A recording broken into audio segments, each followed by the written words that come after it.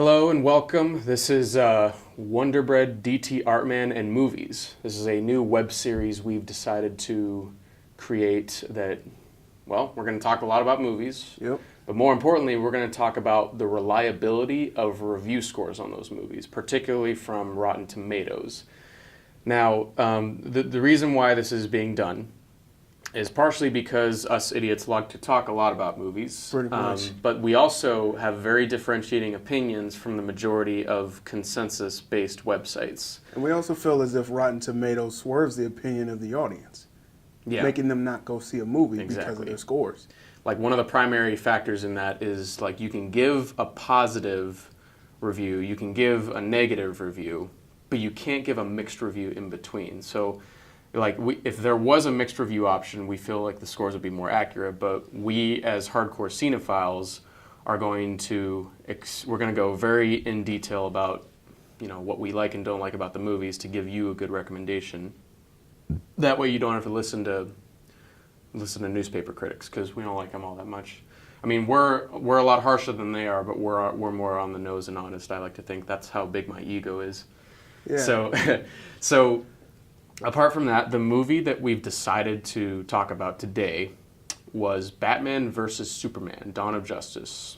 Now, nothing can be said already that hasn't been said about it, but it got very polarizing reviews on... mostly bad ones. Yeah, mostly bad reviews from legit newspaper critics. Strangely enough, a lot of audience members liked it. I looked at some audience test scores, and they were actually more towards the positive. And then I'm going to go on record saying I didn't like the movie. Yeah, I didn't like it too much either. The pacing was just off for me. Basically, it just felt like it was all over the place. It was trying too much to cram one storyline, like multiple storylines, into one, which made it really frustrating for me to watch it. Yeah, and so, like, this movie feels like it was, well, I don't want to say slapped together, but it feels like it was rushed a little bit.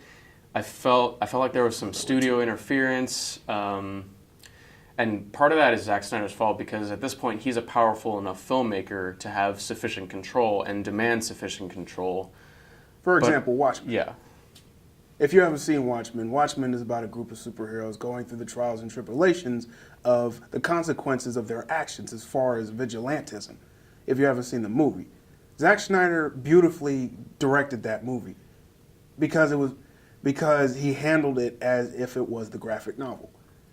But with BVS, it just feels like he just crammed too much into one, and it just felt rushed, like Eli pointed out. Yeah. Like Wonderbread pointed out. So Wonderbread, DTArtman nicknames. That's the whitest bread you can get, is Wonderbread. That's my nickname in high school. So the initial accumulated score of BVS was, if my memory serves me correct, 27%, which, if we're talking strict grade levels, like via school, that's like a really strong F-. But even I have to admit that there are good things in this movie. The plot is a mess. Lex Luthor doesn't have a lot of motivation. We don't know why exactly he hates Superman. It's pretty clear that he's this immature guy who has daddy issues, but we don't know. It's never explicitly stated why he doesn't like Superman. And as far as motivation goes, Batman has very strong motivation. It's very on the nose. You know, we got that whole opening scene where all the destruction, buildings falling down, the end of Man of Steel, and where you see Superman fight Zor-El. No, wait, my bad. Zod, my bad. Sorry, Zod. Character mix-up. No. Sorry, my bad. No. Superman is fighting Zod. If you haven't seen Man of Steel. Which you should have by now, but... And basically, Ben Affleck is in the middle of Metropolis getting destroyed, and he sees Superman fighting Zod, and he blames Superman for the destruction that he's caused to his city, and especially one of his good friends that he managed to get killed during his battle with Zod. Yeah, so it's very on-the-nose motivation, but it works, and that's the point. We see that nice crane shot of he's holding a little girl, and he's like, "Ooh, Superman, I hate you." There's all that going for it, and then cut to black. got it. Yeah. And then the rest of the movie are, okay, talking about structure and pacing.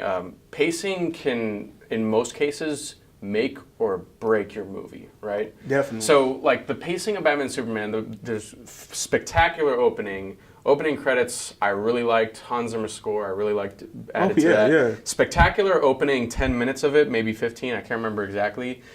But then for the next hour and 15 minutes approximately, It's just endless exposition. It's scene after scene of either exposition or saying, or like philosophical dialogue, like gods they come from above us. So what does he say? Lex Luthor says, "Oh, gods, they don't come from the devil. Doesn't come from above. He comes from."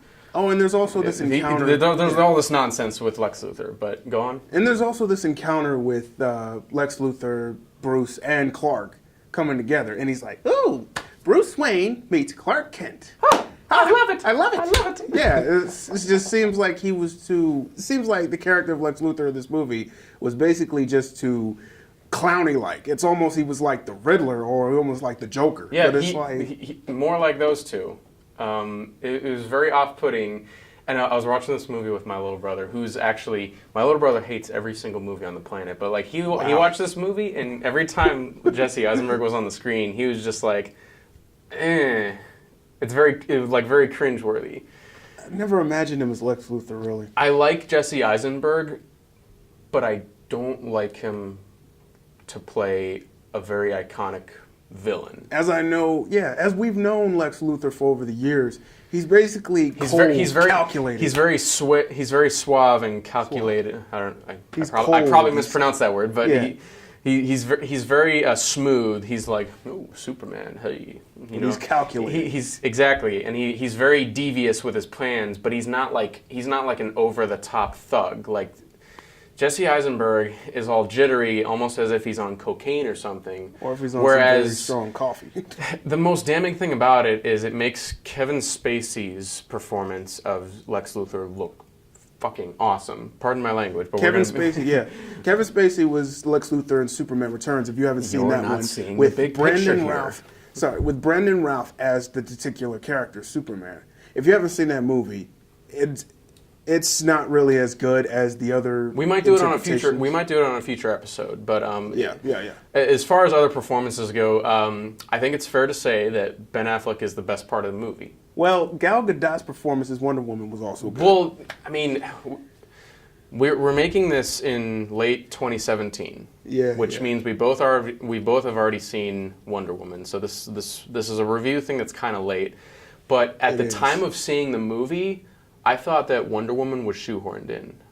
I was fine with her acting, but I didn't think she needed to appear. And the only reason why she appeared, I feel like a guy in a suit came to Zack Snyder and said, "You got to put Wonder Woman in so we can generate more revenue. I see your so point. We can build our demographic towards young women." And that's fine if you want to build your demographic, but not at the expense of shoving in characters pointlessly. Like Right. it would be very nice if you had Wonder Woman like doing her thing in the museum, like talking to Bruce Wayne in what was that, a party situation. It'd be fine if you did that and then hint at like what was to come. Like if she appeared in the Wonder Woman solo movie, like after that with no final battle and everything, I think it would have worked better because I'm never a fan of shoving too much characters in. Yeah. They also did some exposition on the future Justice League movie, which is slated to come out later this year. Yeah, that's coming up, and we both have very significant doubts about it. We want it to be good. Yes, we do. We're huge fans. We want all these movies to be good, but it's really hard. DC's track record was not really so good. Until Wonder Woman, Wonder Woman, of course. But yeah, so speaking of Justice League, that's another disappointing thing I have to say about this movie. They tried to make 3 movies and put them into one. Yeah. The first movie is a Man of Steel sequel, right? Where he comes up against Lex Luthor as the most iconic Superman villain. Great. But then there's also a solo Batman movie in this. Yeah. Which that's the better part of the movie. Of course. But then there's also a movie to set up the Justice League. Yeah. There's 3 movies crammed into one, and when you cram too much stuff in, just like if you stretch stuff out too much with movies, it falls flat. Now, It really does. I really want to talk about Ben Affleck though, because I'm going to go on record and say that in the past I hated him. I had my doubts. Ever since The Town, since The Town, I've liked him a lot more as a director. But then my faith was restored in him as an actor when I saw him in this movie. I don't think he's better than Christian Bale, but I think he's the saving grace of this movie. And I know you're my opinion, out of the duo of better. us, you're the comic book reader. Yeah. But I can say that he fits the comic book Batman better. Yeah. I don't think he's better than Christian Bale, but I think he's a better Michael Keaton. Yeah, I think he's just a better comic book representation. I mean, he's a huge motherfucker in that movie. Yeah, as for the current generation Batman, I say he works. Yeah, and also, his motivation is good. His story arc is good. He doesn't have that much to do in the final fight, which we can talk about that in a second. But overall, Batman works for this movie. I'm okay with him killing people because that's in his character, and you can see that he's a war-torn Batman. It used to be like, oh, Batman's not killing people. Batman, that goes against his moral code. We can see from visual storytelling how much he has aged and progressed over the course of his career as a vigilante crime fighter. Yeah. So at this point, he's basically at the peak of his career, or a little after his peak. Yeah, at this point, he's stopped giving a fuck. So that's why he goes. That's why he murders sufficient people. in this pretty movie. much. That's like that aside, though. It's the most damning thing about the action set pieces in this movie is that the warehouse fight, the smaller scale warehouse fight, is best fight scene out of that movie. It's better than the entire climax of the movie. The entire climax of the movie, lots of CG, lots of headache. Oh yeah. Lots of audiences being prone to start getting a headache, similar to Man of Steel. And let's not forget the major headache, Doomsday. Yeah. I felt like he was unnecessary. Doomsday, he did not need to be in there.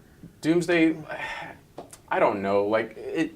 It's like I feel like he should have been like a third movie where it's like Superman fights Zod, then he goes up against Lex Luthor, and then in a final Superman movie before the Justice League kicks off, like that should have been the final villain. That should have been better. If they follow the Dark Knight trilogy formula, then it would have been better. So like Zod, here's the Dark Knight trilogy formula for those of you who are uneducated. In the first movie, our protagonist fights a lesser known but worthy opponent, in this case Zod, and for Batman Begins that was Ra's al Ghul. Yeah. In the second movie, he comes up across the most iconic villain, which is Lex Luthor for Superman, and then the Joker for Batman. And then in the third movie, Batman goes up against Bane, the third movie should be structured in a manner where your protagonist faces the ultimate mental and physical challenge, more so than the best physical challenge of his life. Yeah. In that case, that's Batman versus Bane, and Superman in that case is that versus Doomsday, because he's the biggest physical threat. Yes, and they should have followed that formula. They should have made 3 movies with Superman standalone, and then started with the other movies. Yes, it would have been better if they handled it that way, because like you have the story arc where Superman gets killed by Doomsday. Well, he defeats Doomsday, but he dies from the battle, and I think that would have brilliantly set up Justice League.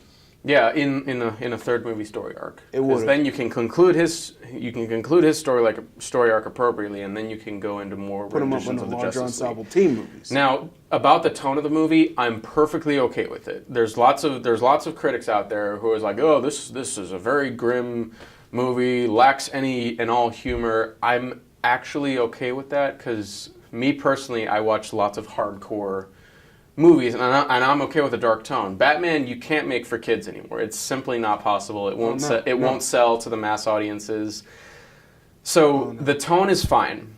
Don't go in watching thinking you're going to be miserable, because you won't be miserable from the tone. You'll be miserable from the structure and the pacing of the movie. Oh yeah. Trust me. But as far as everything else goes, I'm fine with Amy Adams. I thought she did okay for what she was working with. Lawrence Fishburne is meh. He's so-so.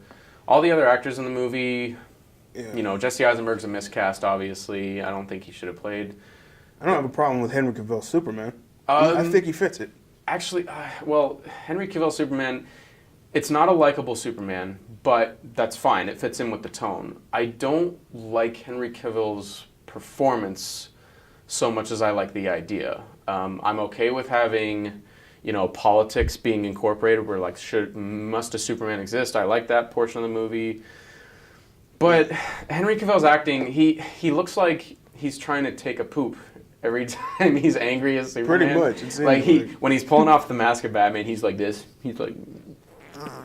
It looks like he's having diarrhea. Yeah. Like, I don't think that should happen.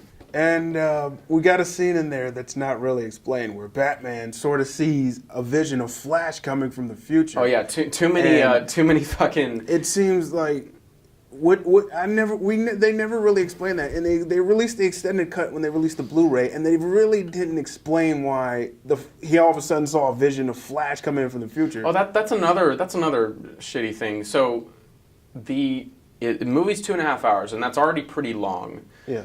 But all the scenes that they cut out, or at least 90% of the scenes that they cut out and that were later released on the extended cut, they mattered to the story.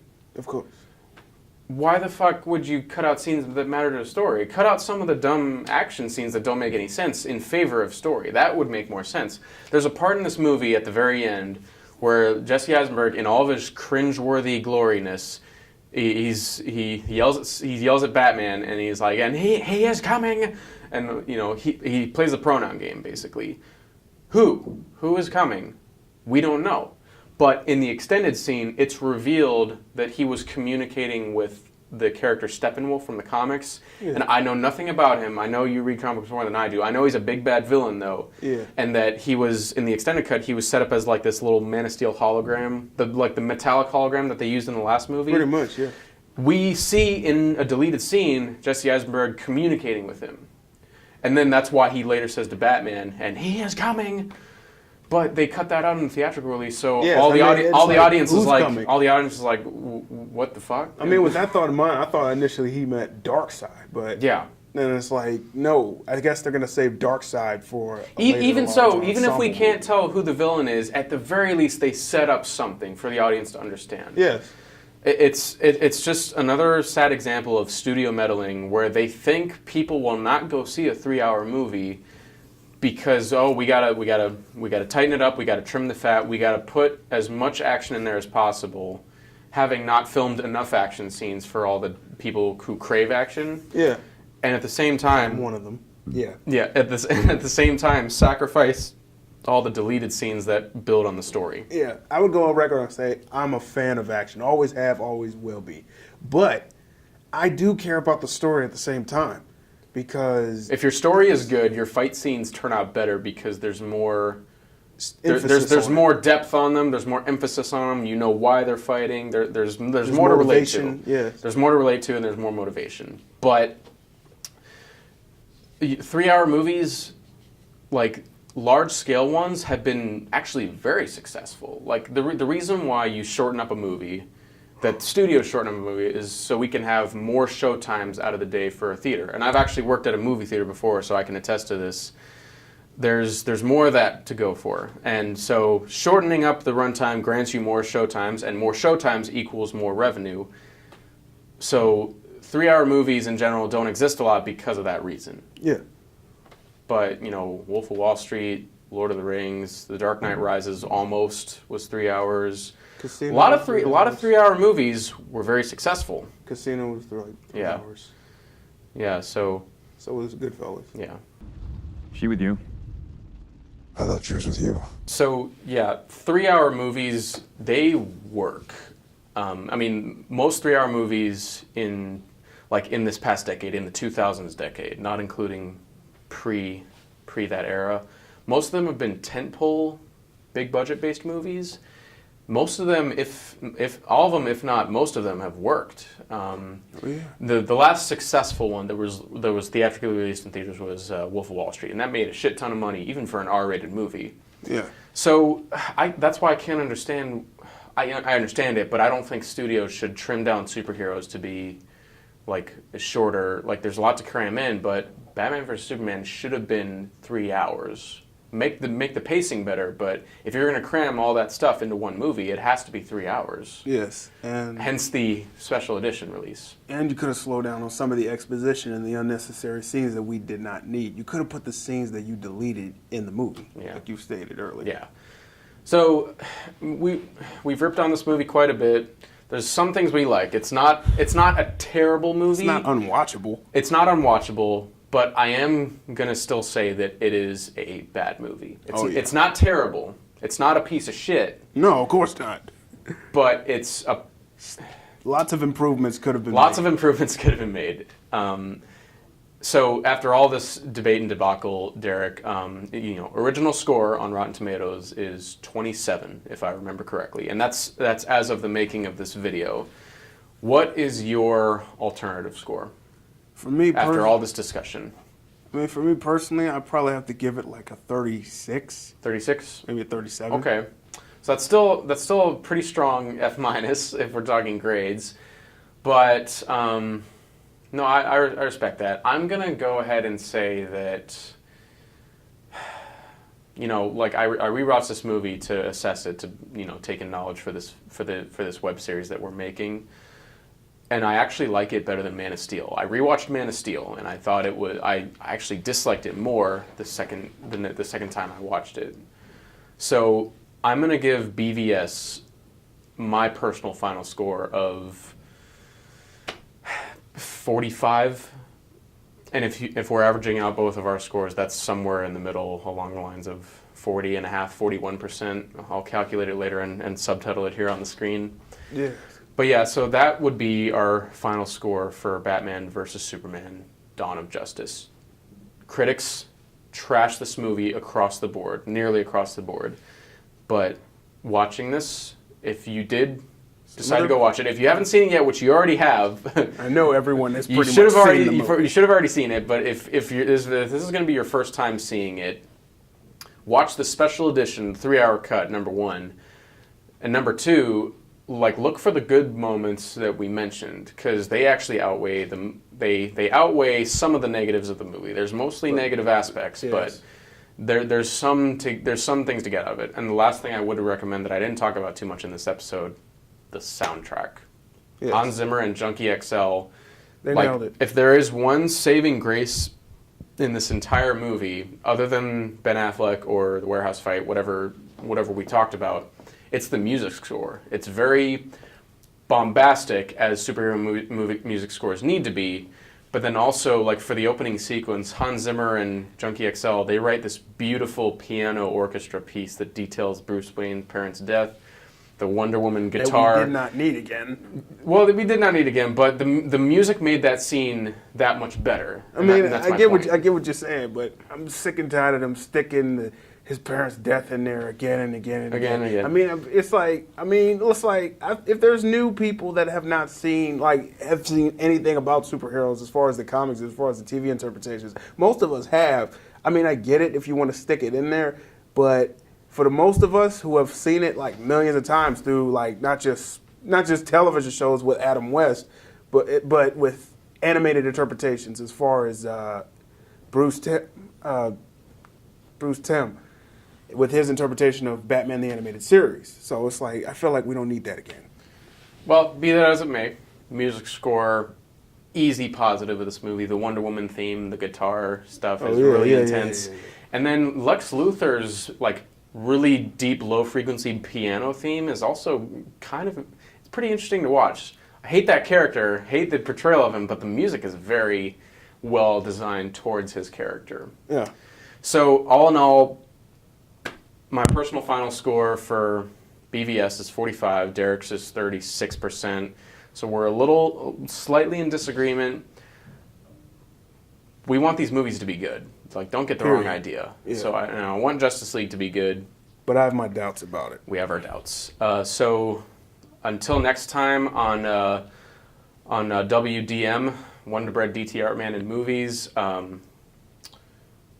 that's pretty much it. So I will see you guys later. Peace out.